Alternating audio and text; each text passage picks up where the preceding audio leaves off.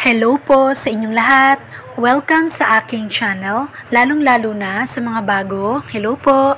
Sa video ko ngayon guys ay tuturo ko sa inyo kung paano kumuha ng barangay clearance. So itong isi-share ko po sa inyo ay yung mga proseso na pinagdaanan ko kung saan ako kumuha ng barangay clearance. So kung ano yung mga prosesong pinagdaanan ko, ayun lang po yung aking maisi-share sa inyo. Ang akin lang is that magkaroon lang kayo ng idea, especially sa mga first time palang kukuha ng barangay clearance. So, una, sagutin ko muna yung tanong na ito kung may bayad ba. Yes po, ngayon, sa pagkuha ko, meron po akong bayad. Pero nakadepende po sa barangay kasi merong barangay na wala pong bayad yung pagkuha sa kanila ng barangay clearance. Libre lang. Meron din namang iba na may bayad talaga. So, dun sa probinsya namin, pagkakaalala ko, 75 pesos yung pagkuha doon ng barangay clearance. Ngayon naman, na kumuha ako ng bagong barangay clearance, 40 pesos po yung binayaran ko, mas mura. Tapos, dito pa sa kung kailangan ba ng ID, hindi na po kailangan ng ID guys. Hindi na sila humihingi ng ID. Iwan ko lang sa ibang barangay. Dito sa amin hindi na.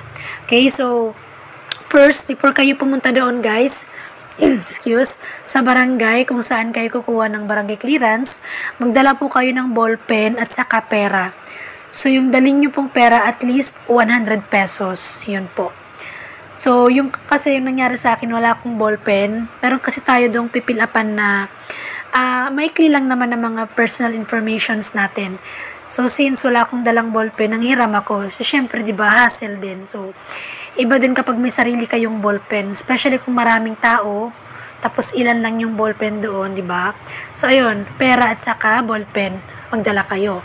And then, ayun na, pumunta kayo sa inyong barangay office or barangay outpost kung saan kumukuha ng mga ganyan, mga barangay clearance, mga barangay ID, mga certificate of indigency. So, kung ikaw, first time mo pa lang, hindi mo pa alam, pwede kang magtanong sa iyong kapitbahay or sa mga kakilala mo kung saan kukuha ng barangay clearance sa inyong lugar.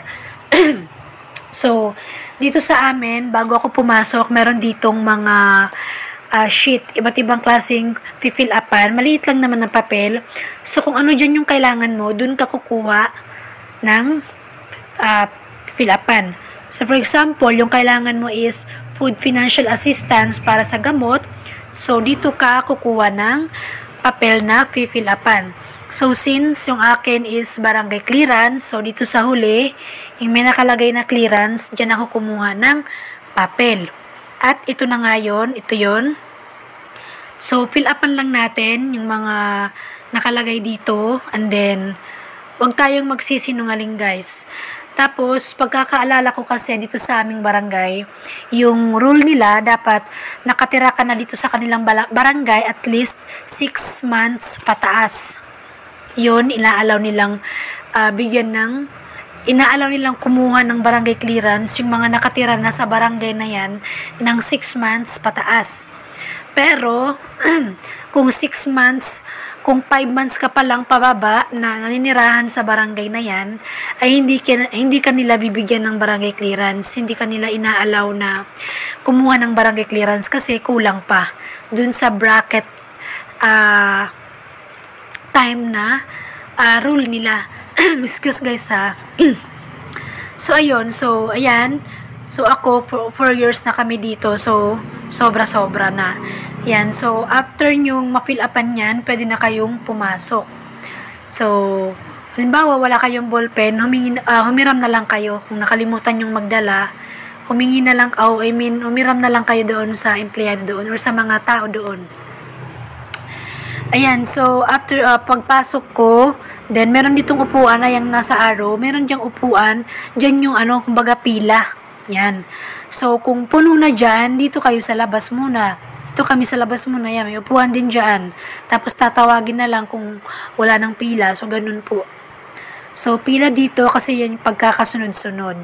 And then, nung tinawag na ako, pumunta na ako dito sa white na upuan na ito, and then may arrow na yan guys, yung monitor, yung computer, andyan yung mga, 'di ba dun sa papel na pinilapan natin ito, yung mga informations na nilagay natin dito ay tinype nila dito sa monitor. Nag-type sila. And then, after nilang mag-type, pinareview sa akin kung tama na ba. Kung tama ba, wala bang mali. So, i-review nyo ng mabuti guys kasi hindi naman sila perfect. Nagkakamali din sila. So, i-review nyo kung tama ba kasi tulad ng nangyari sa akin, imbis na female, male yung nalagay. Buti na lang nasabi ko kaagad before nila i-print. Kaya mahalaga na i-review din natin. So, ayun. After nun, pinagbayad na ako ng 40 pesos. Ayun. So, nagbayad ako and then, after kong magbayad, binigay na to sa akin yung aking barangay clearance. So, ganun lang kadali guys. Nakuha ko na kaagad yung aking barangay clearance. Wala nang maraming arte. Hindi na nila ko hiningan ng ID or kung ano-ano pa man ng mga information. So, ayun lang. May pinilapan lang akong papel and then nagbayad lang ako 40 pesos at dapat 6 months pataas kayong naninirahan sa barangay na yan kung saan kayo kukuha ng barangay clearance para i-allow nila kayong kumuha ng barangay clearance. So, ayan na, nakuha ko na yung aking barangay clearance. And of course, before nyo ipapotocopy yung barangay clearance nyo guys, i-check nyo baka meron kayong pipirmahan muna. Tulad nitong sa amin, may pinirmahan muna ako. Yan. Muntik ko pang makalimutan. So, buti na lang, nakita ko na meron palang nakalagay dito na signature. So, mag-signature muna kayo bago nyo to ipa-photocopy kung gusto nyo ipa-photocopy. So, depende sa barangay clearance. Merong iba na wala ng signature, ganito na lang. Merong iba na magsa-signature muna kayo o kaya name and signature. So, ayun lang guys. Ganun lang yung mga prosesong pinagdaanan ko bago ako nakakuha ng barangay clearance. So, kung tutuusin, madali lang. Wala pa siyang 30 minutes or 20 minutes. Kung walang pila, saglit lang talaga. Dire-diretso ka na doon sa front. So, ganun lang guys. Ganun lang yung aking tutorial sa ngayon kung paano ako nakakuha ng barangay clearance. Sana after nyo ito mapanood ay nabigyan ko kayo ng konting idea kung paano kumuha ng barangay clearance sa inyong barangay. Kung meron kayong mga katanungan guys, i-comment nyo na lang sa baba. And always remember, this life is yours. Take the power to choose what you want to do and do it well. Take the power to control your own life because no one else can do it for you.